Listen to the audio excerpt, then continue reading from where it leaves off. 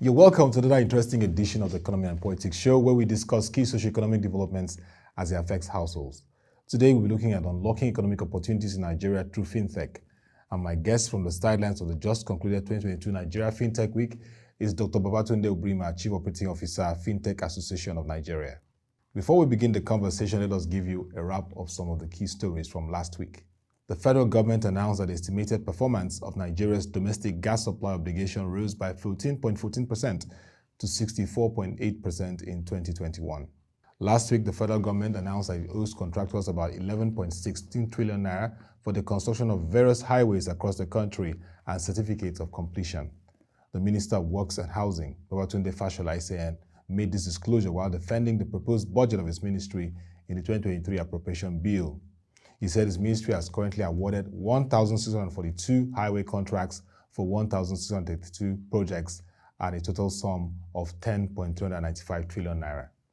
And according to FSDH, the IMF estimates that during 2022 to 2023, 31 out of 72 economies will experience technical recession.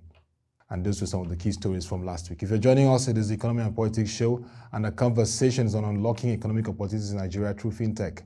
My guest from the sidelines of the just concluded 2022 Nigeria Fintech Week, Dr. Babatunde Obrimah, Chief Operating Officer, Fintech Industry of Nigeria, at the event, shared some perspective on how the industry can support economic growth and development. I first started by asking him how the startup bill signed into law by the president recently will support the fintech ecosystem. For us, we've always believed that a system is as stable as the regulations that govern it. So now having a bill in place will even give investors more confidence, because you now know what the roadmap is for the fintech ecosystem, or for the startup industry, as it were. So it's a very good development. I mean, it might not be a perfect document, but let's start somewhere. And I think that it's exciting that it's been signed, and then I think it's a good thing for the startup industry, and we hope to see a lot of growth and a lot of investments also coming in, since investors can have that confidence on what is possible and what is not possible. In terms of infrastructure, it was interesting to hear Dr. Obrimah's perspective on the need for effective broadband connectivity in the country and the progress so far. Well, the broadband is it's important. It's critical. I mean, infrastructure is something that's very important to having a successful digital economy. Well, I think that for us to focus so much on broadband, it's like putting a roof on a house that has no foundation.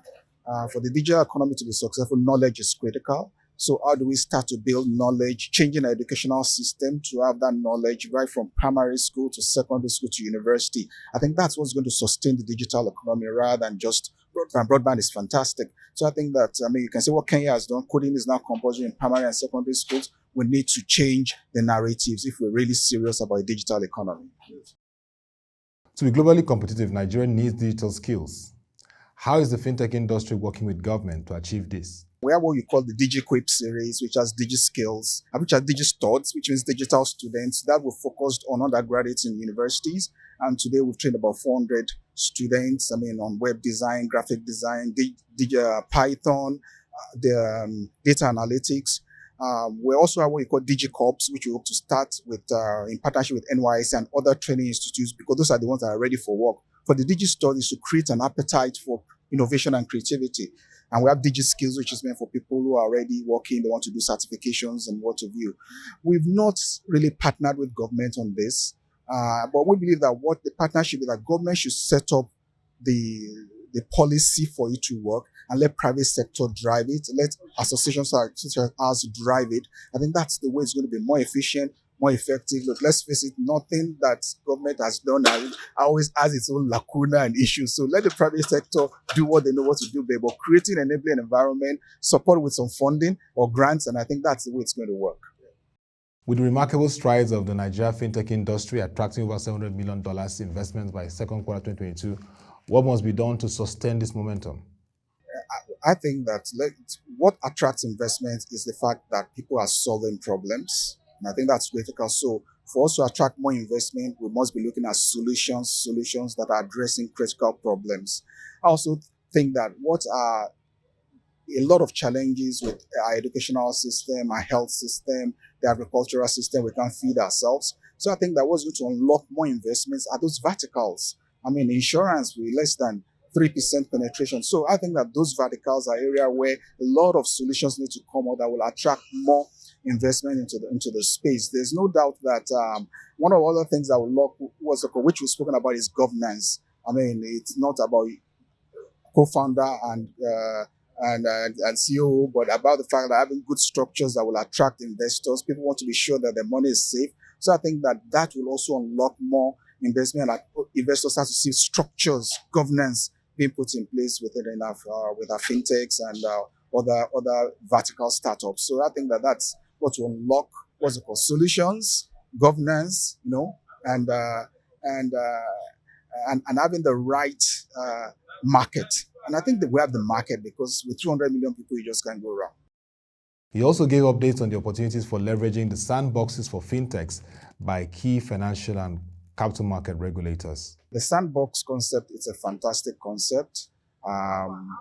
However, I think that there's a limit to what regulators alone will do. So I think that there should be some partnerships where private people have sandbox or with standards that are set by the regulators so that they can have more people come onto the sandbox like it is now. The way the sandbox is going to work, they're going to set themes. So it's only those in a particular theme that can come onto it right now.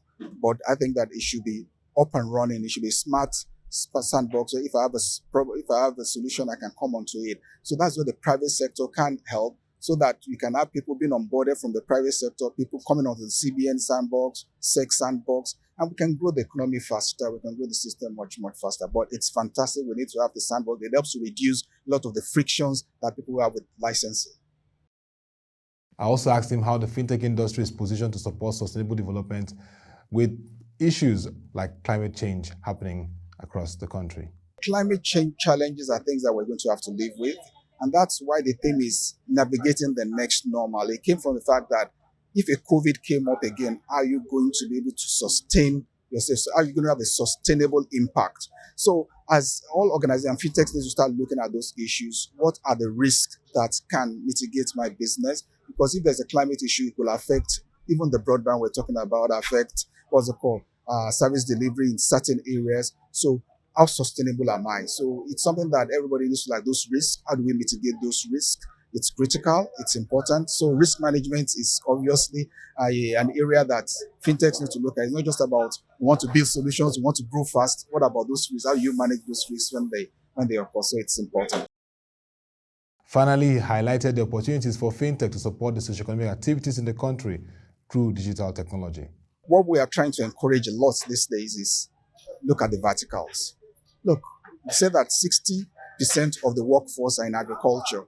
That's a huge workforce. So you can imagine if we can onboard them and they are all financially inclusive, digitally enabled, it's going to change the game plan. How do we onboard more women into the tech space? So I think that the potentials are quite huge. I mean, so we just need to leverage on all those potentials and being able to grow the ecosystem.